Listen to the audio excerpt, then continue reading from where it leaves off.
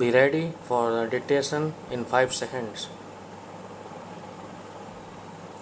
On August 11, 2025, the central government implored India's seafood industry that provides livelihoods to about 28 million people to bravely face the US tariffs of 25% that kicked in on August 7, 2025, and which could be raised to 50% on August 27, 2025, contingent upon the outcome of trade negotiations.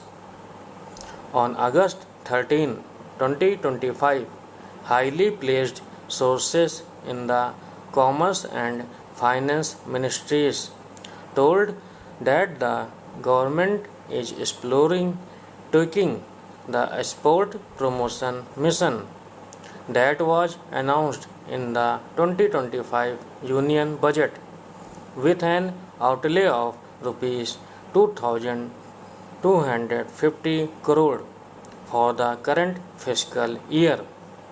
The w.p.m, a multi-ministry project to drive access to cheaper export credit, overcome non-trade barriers and ensure payments from overseas buyers, focuses on India's micro, small and medium enterprises, initially meant to be driven by the Ministries of Commerce, MSME and Finance.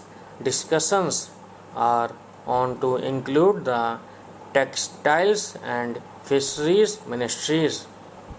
These two industries, which collectively support about 135 million Indians, form among the largest segment of MSMEs that are likely to face the most impact due to the sanctions. The US typically accounts for roughly a third of India's apparel and seafood exports annually. The government's imploration to also diversify into other markets is a tacit admission that the bilateral trade agreement negotiations with the US are deadlocked and that the personal equations between Prime Minister Narendra Modi and US President Donald Trump have not translated into a win for either side. Bilateral relations have arguably hit a level lower than during the Cold War, as the two nations were not as enmeshed as they are now, economically, culturally, and militarily. Trade and service routes and supply chains take decades to build, and undoing them overnight is not possible. This has been clear from the European Union's reliance on Russian oil and the global dependence on rare earth elements from China.